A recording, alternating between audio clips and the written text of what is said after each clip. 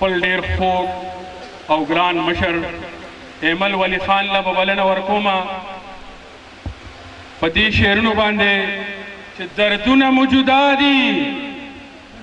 خو درمان زمونږ یو دی دردونه مو جدا دي خو درمان زمونږ یو دی دا ځمکه مو ویشلې خو اسمان زمونږ یو دی او راشئ رقیبانو چې یو بل له سترګې ښکل کړو راشئ رقیبانو چې یو بل له سترګې ښکل کړو نور هر څه مو ویشلي خو جانان زمونږ یو دی ډېر خوږ او ګران ملګري د پښتون توکون تحریک برخې ایمل ولی خان له بلنه ورکوم چې راشي او تاسو ته د خپلو خیالاتو اظهار وکړي ایمل ولی خان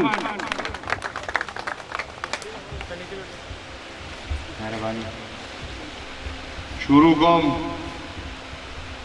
په نامه د خدای چې ډېر بخښونکی او مهربانه دی د متحده عرب امارات ډېرو درنو مشرانو د باچا خان بابا د نظریې مینو د ولی خان بابا د سیاست اسپیانو د ټولو ناول خو زه ستاسو د ټولو فردن په فردن مشکور یم ممنون یم چې مالم دا موقع راکړه چې راشم تاسو سره په دې محفل کې شریک شم یو څو خبرې تاسو نه واورم او یو څو خبرې زما نه واورم وی زه به د فخر په عظمت او فقیرۍ کومه تل به د شان ته د شاهانو ټیټ تندي ساتمه په ما د ټول جهان ګرانه فخر افغانه بابا هر څه چې کېږي ستا یادونه به ژوندي ساتمه عزتمندو مشرانو زه د باچا خان بابا د سوچ او د فکر تسلسل په څلورم پشت کې نن ستاسو د پښتنو مخامخ ولاړ په یو دعوا په یو وعده په یو ډاډ میدان ته راوتی یم 2 کاله مې کېږي چې سبق مې خپل ختم کړی دی او د سیاست آغاز مې کړی دی او څنګه چې به تاسو ټولو ته علم وي نو دې وخت کې د عوامي نشنل پارټۍ د پښتونخوا صوبې تنظیم یو غړی مې لګیا یم په هغې صوبه کې خپلې خوارۍ کوم خپل وس دس کوم دلته راغلی وم د عبدالله خان نه خبر شوم د نن نه یو 3-4 ورځې مخکې چې ستاسو د مشرانو یو میټینګ و نو ما دې ته د خواهش اظهار وکړو دې مو وویل او ما هم ورته وویل چې زم لږ ورځم چې د ملګرو سره ملو شم یو تعارف وشي پیژنګلو وشي همدغه سلسله کې د غریب حاجي صاحب ډېر مشکور یم چې ما له دعوت راکړ او د پښتنو دعوت به زه خدای مکه هېڅ چرم رد نه کړم نو ما هغې ته وویل چې بلکل زه به راځم زما دپاره د فخر د اعزاز خبره ده چې دونه څوک خلک په ما ته راغونډېږي او زما یو څو خبرو ته به غوږ ایږدي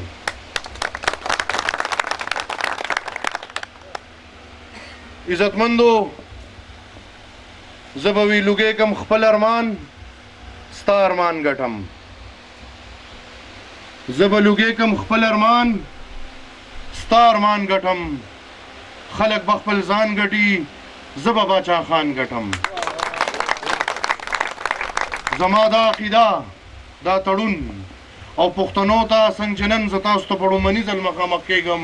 نو هر ځای کې که زه مخامخ کېږم نو یو تعریفي بیان او هغې سره دا لوز دا وعده چې انشاءالله تر څو پورې د باچا خان بابا د کور او د ولی خان بابا د کور کشران جمدي پښتانه به انشاءالله بېلارې کېږي نه پښتانه به انشاءالله چاته پاتې کېږي نه او چې تر څو پورې جمدي یو نو دا مې پښتون سره هر پښتون سره دا سوګند دی چې دا ځان به د پښتنو دپاره قربانو هغه خاوره چې کوم ته موږ مور وایو د هغې خاورې دپاره به ځان قربانو او انشاءالله کوشش به کوو چې پښتون روز تر ورځه مخ پر وړاندې بوځو خدای مخکې چېرته په شا لاړ نه شي خو دغې سرې سرې تاسو ته مکمل دا علم دی چې د باچا خان بابا نه والا ولی خان بابا د ولی خان بابا نه والا اسفندیار خان او د هغې نه والا نن حالات زموږ د پاکستان د انګریز نه پاتې شوی هغه خلک چې کوم د هغې په سوچ او په فکر روان دي هغه خلک موږ نه برداشت کوي هغه خلک موږ نه پرېږدي او د هغې بنیادي وجه دا ده چې د هغې خاورې نه د انګریز پتلو کې چې څونه لاس ستاسو او زما د مشرانو دونه به د یوم نو بلکې نران چې دا ځان ته نن نران وایي دې کې د یو نر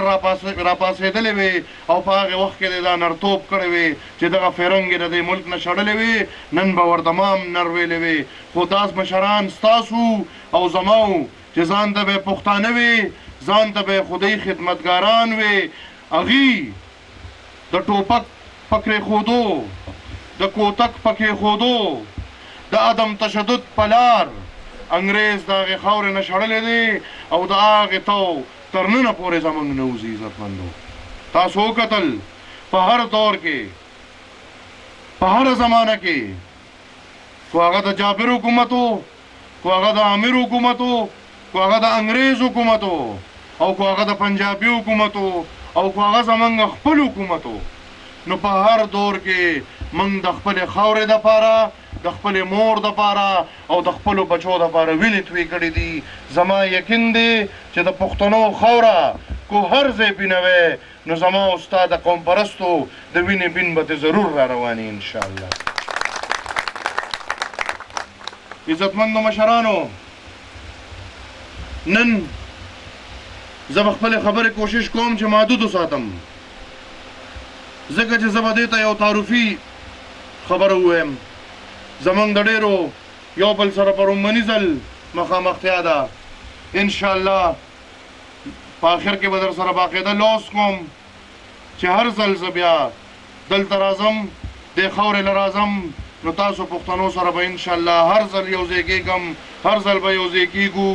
دا خو جلسې دي د دې نه بغیر به هم یو بل سره داسې ناستې کوو چې د یو بل نه تعلیم زده کړو د یو بل نه علم زده کړو د یو بل نه لارې زده کړو زمونږ غلطۍ زمونږ انسان دی انسان نه غلطۍ کېږي تاسو به راته په ګوته کوئ او انشاءالله په هغې لار به په مخ کې روان اوسو عزتمندو څنګه چې ما ووې چې کو د یو مشر قربانۍ را یادوم د یو مشر دور را یادوم او د هغې دور یو واقعه را یادوم نو کتابونه پې لیکلي شوي دي خو سبا پورې مې یو بل سره لګیا یو نو هغه خبرې به را ختمې نه شي خو یو څو غټې خبرې به ترې راغونډوم عزتمندو باچا خان بابا د یو خان زوی و د بارام خان بابا په زرګونو جریبونو جایداد و خو یو ورځ په ځوانۍ کې په اس روان په خپل کلي کې راووت او وی کتل چې یو انګریز یو غریب پښتون سره ظلم کوي او د هغې اس نه کوش و او د هغې پښتون دپاره هغه انګریز سره خوله وواله او د هغې نه پسې خپله عقیده او خپله لار روانه کړه او په هغې لار کې 2-3 منزله ځان له کېښودل لومړنی منزل د پښتون قام او د پښتنې خاورې ازادي وه او په هغې ازادۍ کې قسمه قسم لارې وې عزتمندو په هغې ازادۍ کې موږ منو چې یو لار دام و چې انګریز د هغې خاورې نه لر کولو خو هغې غلامۍ نه ازادۍ کې یو لار دام وه چې باچا خان بابا د پښتون د غریب پښتون دپاره د ووټ حق د ووټ اختیار او د رای اختیار راوړو د یو قوم مشر چې ټاکلی کیږي او د چا د رای اظهار اړو سمایني نه لري، نو زما په خیال چې هغه کس د غلام د حیثیت نه زیات څه حیثیت نه لري. او عزتمندو، د سن 37 نه مخکې زموږ د پښتنو حیثیت همدغه د غلام حیثیت و، همدغه د غلامۍ حیثیت و، ځکه چې جاګیردار، مالدار، د ځمکې خاوند هغه به د رای اظهار کو، د غریب سړي رای نه وه شمار. د سن 30 نه سن 36 ترمنځ کې باچا خان خپل قدمونه واغشتل او په هندوستان په آئین کې په لومړني ځل دا تبدیلي راله چې په خاوره هر سر کو هغه مالدار دی او کو هغه غریب دی، خو هغه دا حق لري چې د هغې د خاورې د مشرۍ چې کله هم ټاکنه کیږي چې د هغه د رای اظهار پکې ضرور شامل وي. او د هغې نه پس زموږ په خاوره سیاست چالو شوی دی، دا کم چې نن هر سړی وایي، او دا سیاست چې موږ د کم سیاست دپاره ټول عمر خپلې سینې سورې کړي دي، خو د سیاست دا کرسی، د سیاست دا ډولۍ موږ په هغې سرو سینو باندې په خپلو اوږو وړې ده او تر دې ځای پورې م را رسولې ده. عزتمندو، د هغې نه باوجود باچا خان بابا په خپل قوم کې د علم شعور پیدا کو. زموږ د پښتنو باره کې خلک وایي دا جاهله دي، دا خپل اولاد تعلیم ته نه پرېږدي، دا خپل لوڼه خویندې تعلیم ته نه پرېږدي. په هغې وخت کې چې چا تعلیم پیژندم نه، نو زموږ مشر باچا خان بابا د آزادو مدرسو یو سلسله کولو کړې وه چې په صوابۍ کې، په چارسده کې، په نوخار کې، بلکې د پښتنو په هر علاقه کې هغه آزاد مدرسې کولو کړې وي او د آزاد سوچ او د فکر تعلیم به پکې میلاوېده. او د مثال دپاره د لومړنۍ آزاد مدرسې لومړني شاګردان غني خان او ولی خان. او عزتمندو، چې د زنانو خبره راله، نو همدغه شان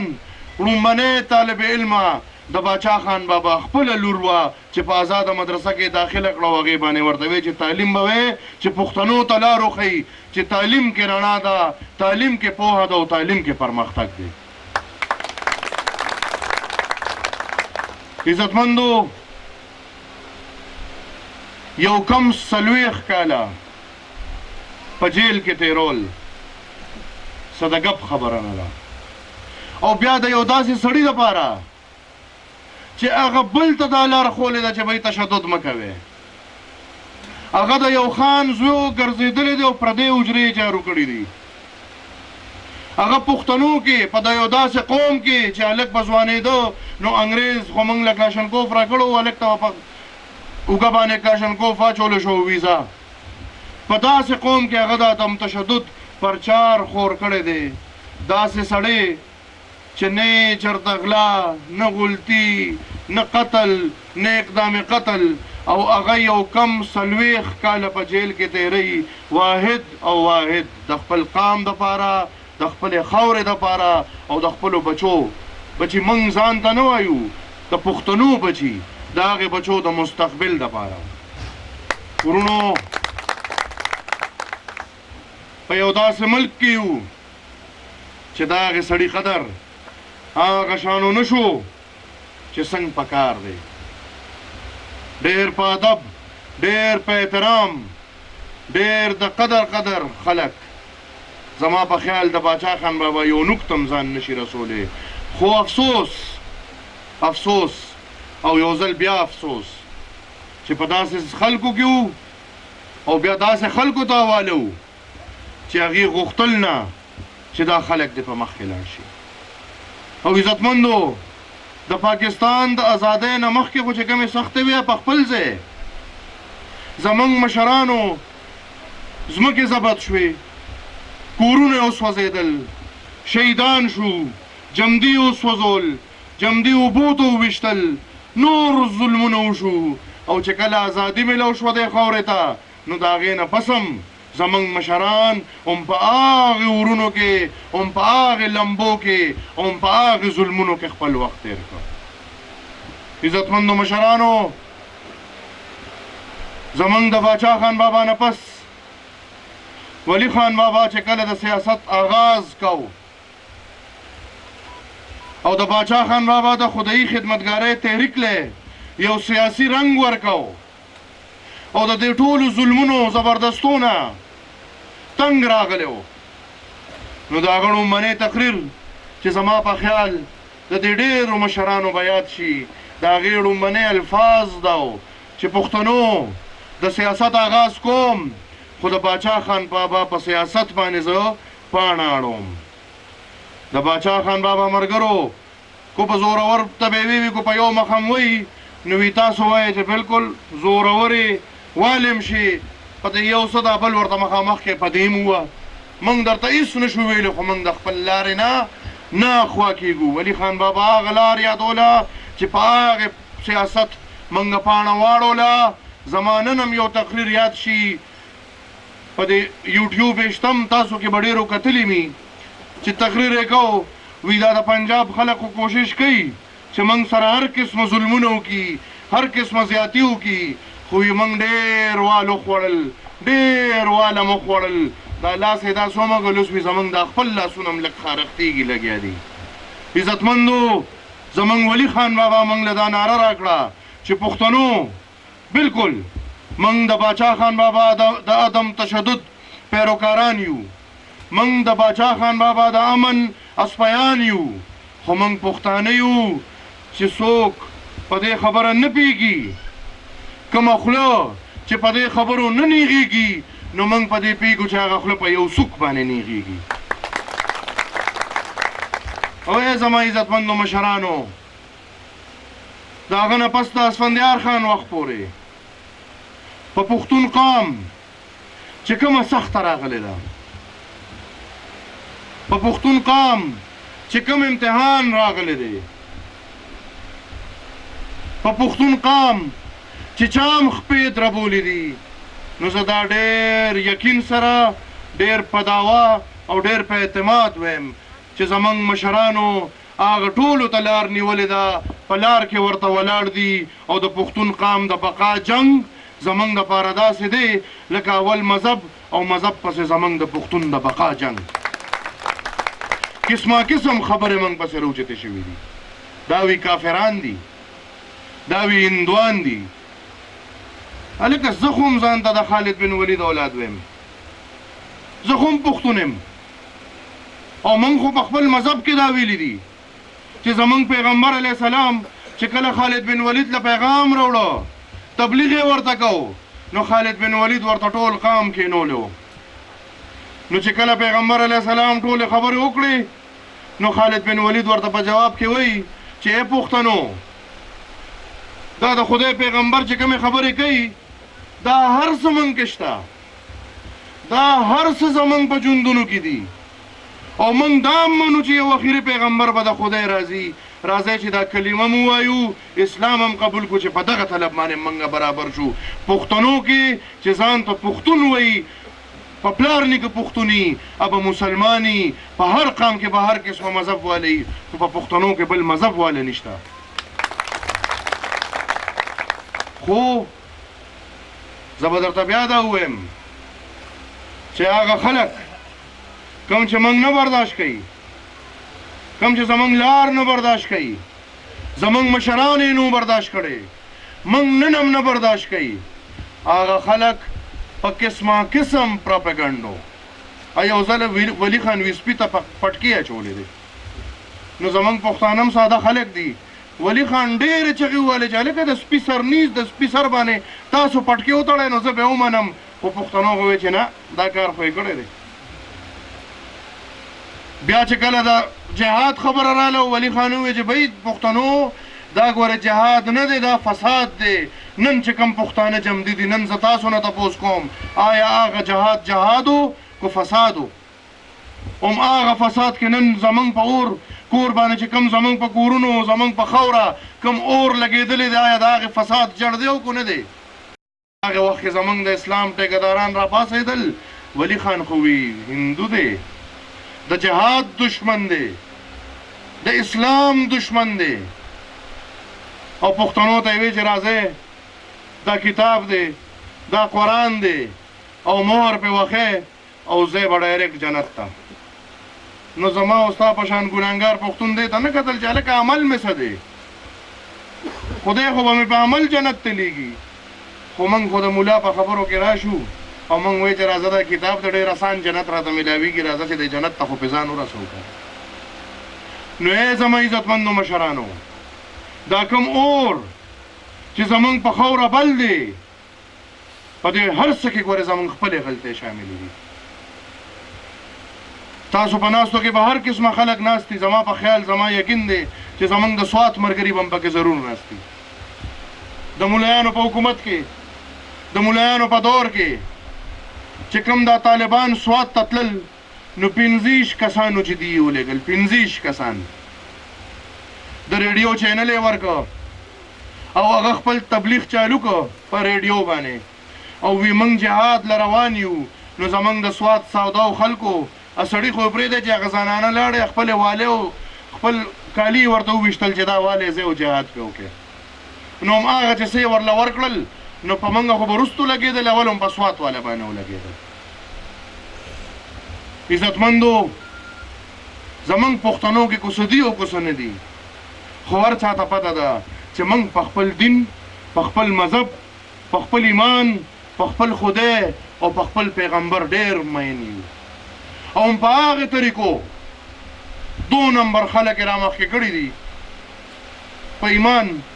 چې دا کوم مشران دي د دې اسلام ټیکهداران دي. کو هغې ته لږ نږدې شوې نو خدای شته چې کیدای شي دا یقین هم رانشي چې دوی به په خپله جنت ته لاړ شي او خو جنت ته به لاړ نه شي. عزتمندو، موږ ته پکار دی چې موږ کې ځان کې لږ شعور پیدا کړو. او د مشرانو نه به هم غلطۍ شوي،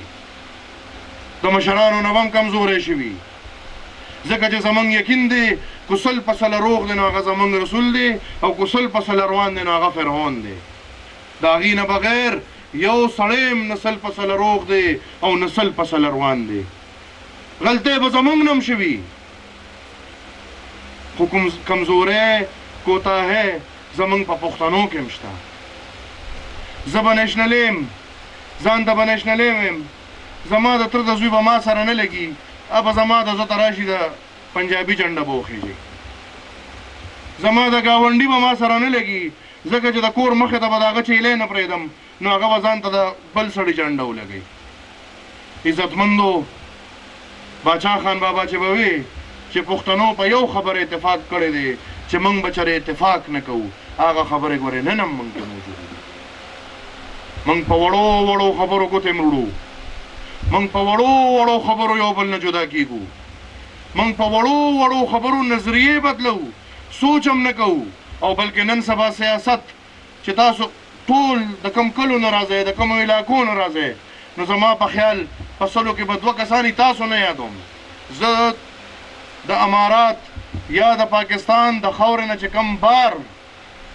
پښتانه دي او په خپل قام مین دي، په خپله خاوره مین دي، په خپله نظریې مین دي، زه هرګز تاسو نه یادوم، ځکه چې تاسو بې لالچ، بې غرض، بې فایدې خپل کار کې لګیا یې او خپل نظریه، خپل فکر او د پښتنو خدمت مخکې بوځئ. عزتمندو، ستاسو د ملګرو تاڼه نی، تحصیل نی، کچرۍ نی، ټرانسفرز نی، نوکرۍ نی، ستاسو هیڅ لالچ نشته. بغیر لالچه په خپلې خاوره مین، په خپلې نظریې مین او په خپل قام مین خلک یې زه هرګز تاسو نه یادوم. تاسو همیشه دپاره د قدر او د ډاډ تابعدار یې. زه هغه خلک یادوم څوک چې هلته ناست دي. نن سبا سیاست څه ته رسېدلی دی چې کم کلي کې چا ټرانسفارمر بدل که بس ټول کلي به هغه پسې روان شي، په 2یم ځل کو بل بدل که نو دا ټول به هغه پسې روان شي، او که یو یې 10 ځله بدل کي او زه پرې رالم او زه په 11م ځل بدل کړم نو بس ټول کلي زما شو. نن سبا سیاست موږ دې ته راوستی دی، نن سبا مشري موږ دې ته راوستی ده چې زما د کور مخې ته به پل څوک جوړوي، نن سبا مشري موږ دې ته راوستی ده چې زما زوی به څوک نوکر کوي. ګنې عزتمندو مشرانو،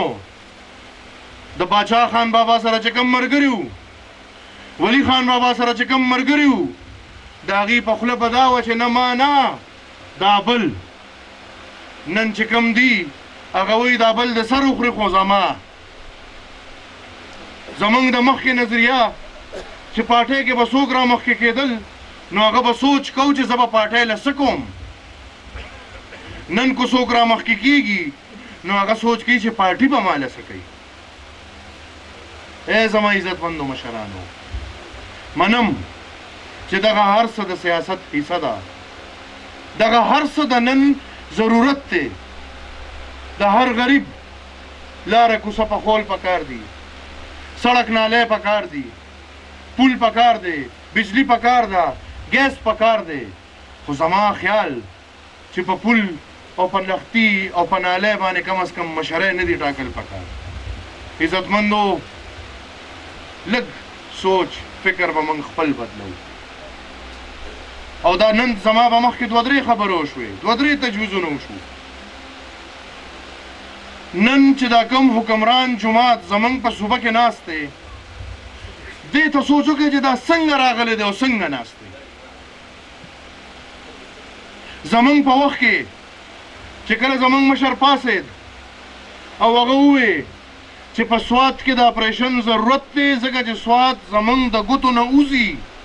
سوات د پښتنو د ګوتو نه وځي، نو عمده صاحب پاسېد او وی په خپلو خلکو باندې به بمباري کوي. دا به لا څنګه خلک یاد هم شي که نه، دا خو ډېرې نږدې خبرې دي. نن چې زمونږ د صوبې په نیمه حصه کې اپریشنې روانې دي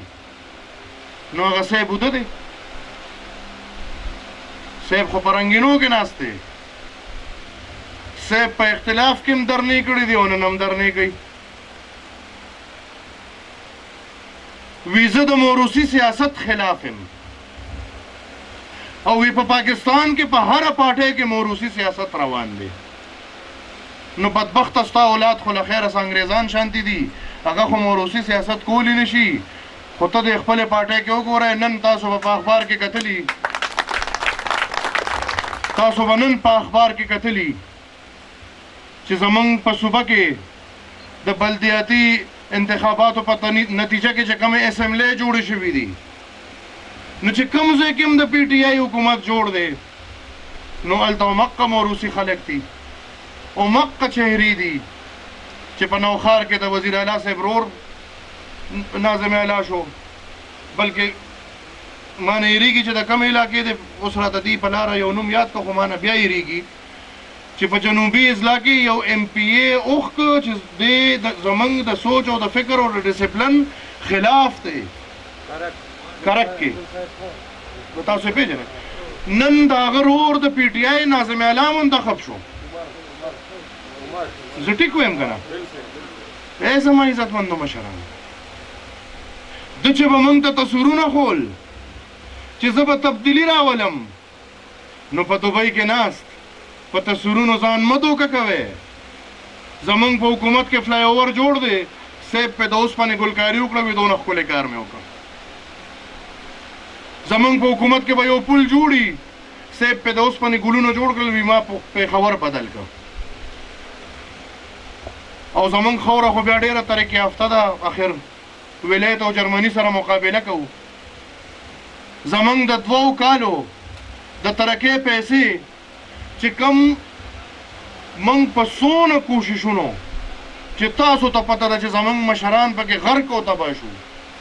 او هغه اختیارات موږ راوړل، دا 13 ترمیم د لاندې موږ خپلو پښتنو ته په جولې کې کېښودل. نن زمونږ هغه ټولې پیسې 2 کال وشو چې واپس روان دي اسلام آباد ته. صاحب وایي موږ ته د ترقۍ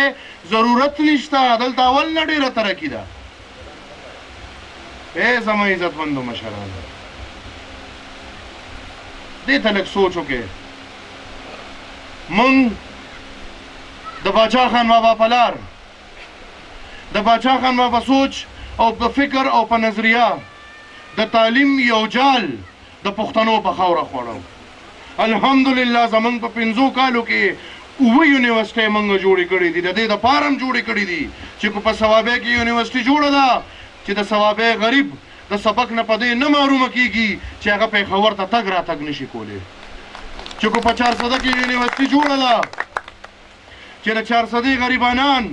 د دې وجې نه سبق نه محرومه پاتې کېږي نه چې هغه پېښور ته تللی راتلی نشي، که په سوات کې جوړه ده که په کرک کې جوړه ده. ای زما عزتمندو مشرانو، نن داسې حالات دي چې د دې حکومت د دې دونه یونیورسټو وي ضرورت سو الټا زمونږ په هغې یونیورسټو یې فنډونه بند کړي دي، پیسې پې ودرولي دي چې موږ بدنام کړي. نو که موږ ته سل ځله هم بدنام کړي، یونیورسټي زما خو نه ده، زما د پلار خو نه ده، زما د نیکه خو نه ده، خو چې په سرکار کې ناستم نو د پښتنو دپاره مې راوړې ده، ښه په نرتوب، ښه په غیرت او ښه په سرو سترګو مې راوړې ده او جوړه کړې مې ده. عزتمندو، موږ قدمونه ایښي دي او موږ داسې قدمونه ایښي دي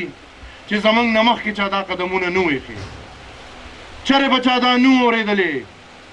چې په علاقو کې د جوماتونه د سرکار په پیسو جوړېږي. موږ الحمدلله زمونږ نه مخکې خو هغه ایم حکومت و د ملایانو که نه، موږ الحمدلله د سرکار په پیسو کې جوماتونو له پیسې ورکړي دي او جوماتونه هم جوړ کړي دي. موږ پښتانو په پښتو پیدو، موږ د سرکار په پیسو په مختلف کلو کې قامي حجرې جوړې کړي دي چې د هغې کلو خلک دې پکې دعا ته کښېني، غم ته دې راغونډېږي، ښادۍ ته دې راغونډېږي. عزتمندو مشرانو، په سوات کې شرعي نظام چې ډېرو خلکو به دعوې ویلې، موږ چېرې دا آواز هم نه اوچت کړی، خو چې حکومت یې راغې 15 کاله یې تېر کړل، د فوج په غېږ کې ناست وو، رایې نه وستلی شو. موږ الحمدلله په 2 کالو کې دننه په سوات کې شرعي نظام راوستی دی، په سوات کې هم شرعي عدالت یې لګولي دي، تر ننه پورې هلته ولاړې دي. او دې سره سره زمونږ په دور حکومت کې د ټیرریزم چې کوم اور لګېدلو، نو عزتمندو پرون تاسو وکتل، پرون چې دا صاحب چې ته به موږ پسې اوازونه کول چې دا خلک یریدونکي دي، یې ډرپوک ہے، نو موږ خو بیا هم 900 جنازې اوچتې کړي دي. موږ خو بیا هم خپل ملي مشر د مرګ نه پس واپس لیدلی دی، دې صاحب خو پټاخه هم نه ده لیدلی، او پرون لاهور ته روانه وي، ما ته خطره ده، تللی دی وي بنیګاله کې داسې پټ شوی دی چې خپلو نوکرانو هم بیا نه لیده. عزتمندو مشرانو، دا ایمان، دا نرتوب، دا پښتو تش تاسو کولی شئ، تش تاسو مشرانو کولی شوه چې موږ سره د بشیر بلور په شانتې مشران دي، موږ سره د میر افتخار حسین په شانتې مشران دي، بلکې زموږ هر یو مشر چې په هره ضلع کې و، زموږ هر ورکر چې په هر کلي کې و،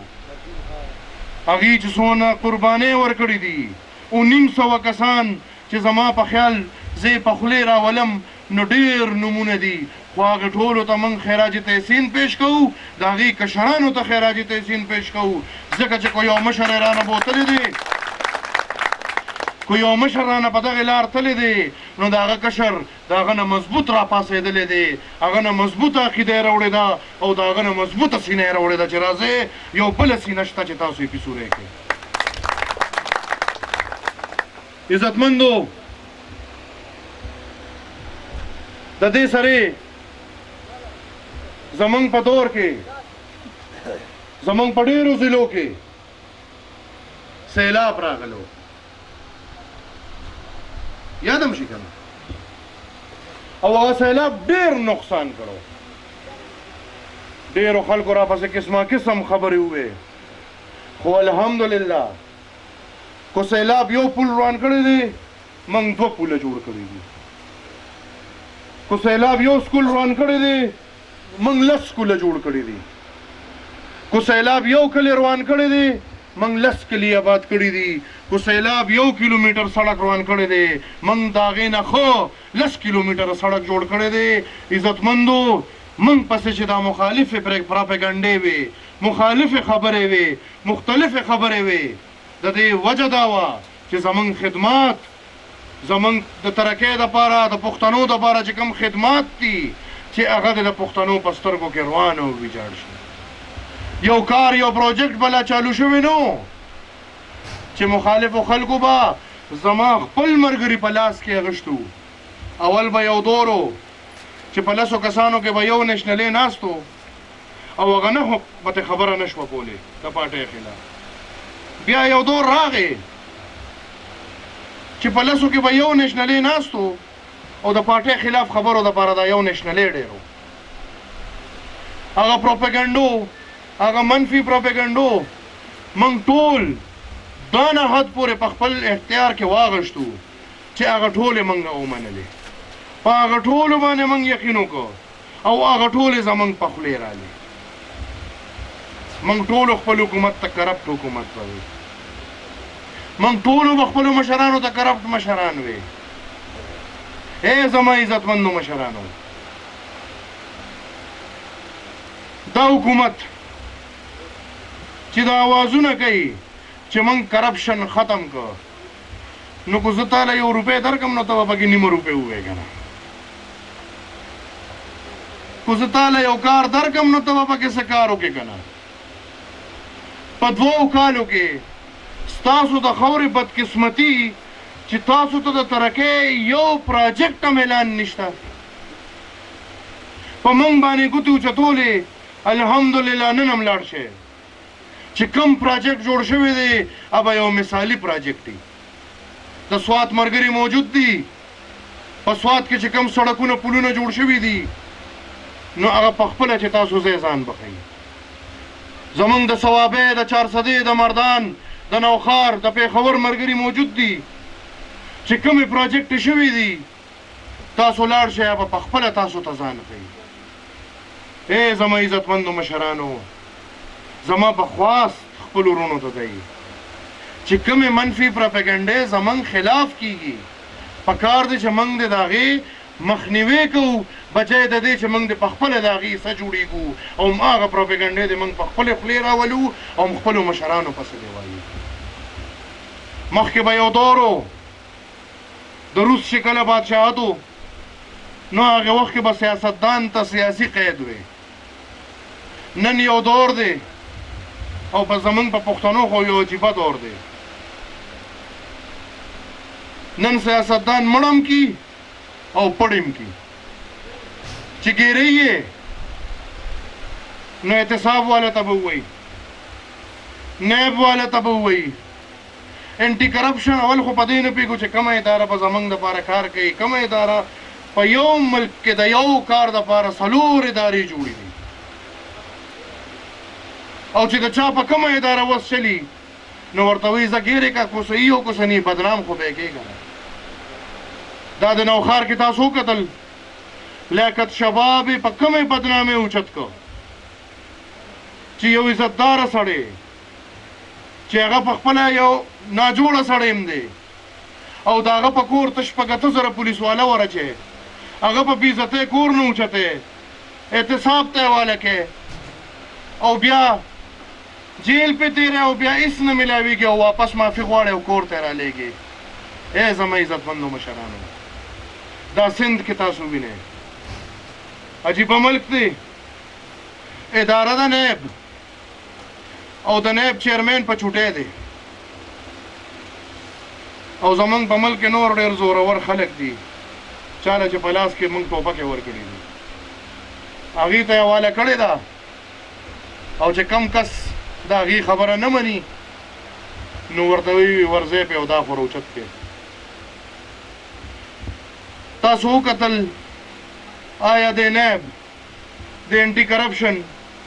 یا څه بل څه د احتساب کمیشن په پنجاب کې څوک ونیول د 10 روپو کې چې کم غبن کېږي هغې ته موږ ګورو خو په 500 روپو کې چې کم کېږي نو په هغې موږ سترګې پټې کړې دي ځکه چې هغه خو زموږ زړه دی که نه او زه ویم چې پکار دی چې دا لارې دې سمې شي. زمونږ مشرانو خو موږ ته او بل ته دا لارې ښولې دي چې پردی وینه به نه څښې، پردی غوښې به نه خورې، د قام غوښې به نه خورې. همدغه وجه ده چې زه نن په 4م پشت کې ولاړ یم او ما سره پښتانه په 4م او په 5م پشت کې ناست دي. خو د قام غوښې او وینې موږ څښلې نو ما سره به نن دا خلک هم نو دا نن چې کوم ما سره مخامخ دي. زمونږ د ملک 30% بجټ د ټول ملک په آبادۍ لګي او زمونږ د ملک 80% بجټ زمونږ په دفاع لګي. آیا چا دې ته وکتل چې یو فوجي کپتان برته کېږي نو د هغه سي او چې کله بریګیډیر او جرنیل وځي نو د هغه سي؟ آیا دغه ادارې د احتساب لایق دي او که نه دي؟ بلکل موږ ځان هر قسم احتساب ته تیار ساتو، موږ ځان هر قسم احتساب ته مخامخ کوو. پکار دی چې پاکستان کې د صفایي وشي، د غلو خلکو صفایي دې وشي، د عوامو پیسې چې څوک خوري د هغې صفایي دې وشي. خو دا نه چې دا به نیسم او دا به نه نیسم، ځکه چې د ده طاقت خوله ده او د هغه طاقت ټوپک دی. نو خوله خو زه بندولی شم خو د ټوپک چل نه راځي. نه، هر ځای کې پکار دی چې احتساب دې وشي، اول د زما وشي بیا د بل وشي. خو د هر کس احتساب پکار دی، د هر سړي احتساب پکار دی چې په ذمهواره عہده په پاکستان کې څوک هم ناست دي. سیاستدانان خو هسې هم ګناهګاران دي، خو چې کوم زمونږ د اسټابلیشمنټ سیکټریان ناست دي، نور افسران ناست دي، د هغې احتساب پکار دی. او چې کوم زمونږ د فوج، د نیوي، د ایرفورس دغه خلکو هم احتساب پکار دی. زما د قام پیسه، زما د محنت پیسه، زما د مزدورۍ پیسه، زما د زمیندارۍ پیسه که څوک خوري را مخامخ یې کې، اول که زه خورم ما قام ته مخامخ کې او که بل خوري هغه قام ته مخامخ کې. خو اول یې پې ثابت کې او د هغې نه پس پې عمل چالو کې. دا نه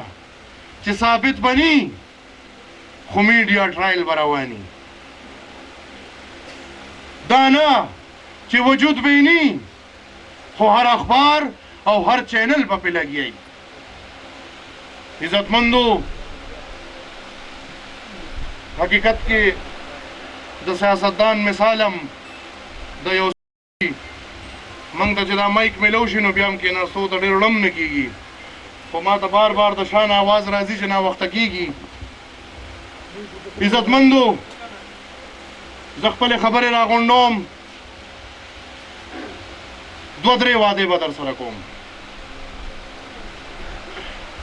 لومبنۍ وعده خو زما دا ده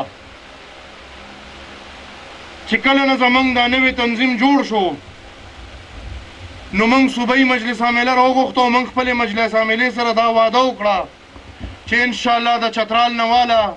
تر د ډي ای خان نه پورې به هر ځای ته ځو او ورکرز کنونشن یې به کوو. موږ الحمدلله هر ځای ته ځان ورسوو او خپل ورکرز کنونشن هم وکړو. زه چې راتلم د دې نه مخکې زمونږ صوبایي مجلس عامله شوې وه، موږ په هغې کې یو وعده کړی وه او نن یې بیا تاسو سره کوم، ځکه چې یو 2 ملګرو په زمانه مخکې تقریرونو کې هغه خبره وکړه. انشاءالله چې څنګه دلته نه واپس شم، ستاسو کلي دي، تاسو ته به خبر را رسي. زه به ذات خود به انشاءالله کوشش کوم چې د باچا خان بابا په لار، د باچا خان بابا په قدم د هر پښتون، د هر پښتنې خاورې او د هر کلي خپل حاضري وکړم، د هر پښتون تپوس وکړم او وعده در سره دا کوم چې انشاءالله شروعات به د خپل کور ثوابۍ نه کوم. اول به ثوابۍ او ورپسې به نوري، او انشاءالله دا به مې کوششي چې په راروان 2 کالو کې دننه زه د پښتنې خاورې، د پښتونخوا د ګوټ ګوټ هر پښتون ته ځان ورسوم. کو هغه ما سره په پارټۍ کې ناست دی او کو هغه ما نه خفه دی او چېرته تللی دی، زم به د پښتو دعوت به وړم، مینت زاري به کوم، زه هر ځای کې دا وایم چې څوک ماله پارټۍ ته راځي زه به ورله خپې بلخپې ځم خو انشاءالله پارټۍ ته به یې نه راولم او دې سره سره موږ وښول موږ روایات واپس را جمع کړل زمونږ د پارټۍ الیکشن چې وشو نو ګورې مشرانو هېڅ قسمه دلچسپي ونه ساتله دا کو تاسو ګورئ چې د 2013 او د 2015 ترمنځ د پارټۍ ګراف لږ راوچت شوی دی نو د دې وجه دا ده چې بنیادي ورکر ته بنیادي اختیار میلاو شوی دی کو تنظیم جوړ شوی دی نو زما په خوښه نه دی جوړ د مشرانو په خوښه نه دی جوړ بلکې منتخب کونسل چې کوم تنظیم جوړول غوښتل همغه تنظیم جوړ شوی دی همدغه شان تاسو وکتل چې یونین کونسل او د ضلعو تنظیمونه خو پرېږدی د صوبې د تنظیم چې کله الیکشن و نو باقاعده دا زموږ ښه مشران هر مشر په قطار کې ولاړو چې د خپل رای اظهار وکړي عزتمندو موږ روایات واپس برقرار کړل او انشاءالله نور به مضبوطو بنیادی خلکو ته به خپل اختیار میلاویږي مشران به د بنیادي خلک خوښوي زه بل به نه خوښو او همدغه شان موږ دا واده هلته بار بار خپلو ملګرو سره کوو خپلو کشرانو سره کوو او خپل لاندې تنظیمونو سره کوو چې د پارلمان د الیکشن دپاره کوم مشران ټاکلی کېږي نو موږ به یې نه ټاکو مشران به یې نه ټاکي بلکې د پارټۍ ملګري به راغونډېږي د حلقې هرې حلقې خپل ملګري به راغونډېږي او هغې به په خپل مشران ټاکي ځکه چې هغې نه پس د هغې ذمهواري جوړېږي چې کامیابي کې اسمبلو ته یې ولیږي چې موږ په هلته خپل اختیار او خپل جنګ وجنګو او عزتمندو آخري واده مې دا ده چې انشاءالله دا مې یو آغاز دی د پښتونخوا نه بار په لومبني ځل پښتنو ته مخامخ زه په اماراتو کې پښتنو ته مخاطب یم دا مې د اماراتو پښتنو سره واده ده چې انشاءالله کو په خپله هر کلم راځم نو زه به هر چا سره همدغه شان هر ځل کېنم او د دې نه باوجودم چې هر ځل هر وخت مې راغواړی نو انشاءالله په نیمې شپې به هم درته حاضري کوم ځان به درله را رسوم او دلته به درته حاضروم زه په آخره د دې خاورې مشران د متحده عرب امارات چې کوم مشران دي د هغې بې حده مشکور یم چې زموږ په لکونو پښتنو ته دلته د مزدورو د استوګنې او د یو حیا د عزت او د امن د ژوند موقع ورکړې ده خدای دې د دې ډېر قدر وکړي او انشاءالله د دې نه به موږ مثال لرو چې د شګو په شان خاورې کوم ځای ته ورسوله زموږ خاوره خو ګلې ګلزار ده هر څه پکې شته خو خلک هم نه پرېږدي انشاءالله هم د دغې خلکو مخامخ په ټول عمر ولاړ یو عزتمندو د ولی خان بابا نوسیم عقیده لرم په هغه او انشاءالله چې تر څو جمدیم نو هر هغه لاس چې د پښتون ګریوان ته رارسي هر هغه سترګه چې پښتون ته په کږه ګوري نو اول به ورته دا عمل میلاویږي بیا به ورته نور پښتانه میلاویږي زه په آخره یو ځل بیا د ټولو مشرانو د تنظیم د ملګرو د انوایو د ملګرو د سپین ږیرو د همزولو وروڼو او د کشرانو بچو بې حده مشکور یم ستاسو د مینې ډېر مشکور یم ستاسو د احترام ډېر مشکور یم ستاسو د عزت ډېر مشکور یم ډېره مهرباني او د خپل تقریر به د خپل پلار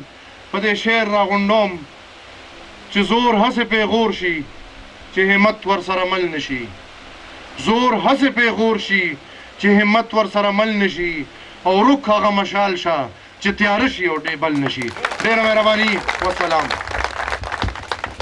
ډېره مننه ایمل خان ستا سره د درنو خوږو خبرو الله دې وکړي چې خدای په موږ له د عمل توفیق راکړي ملګرو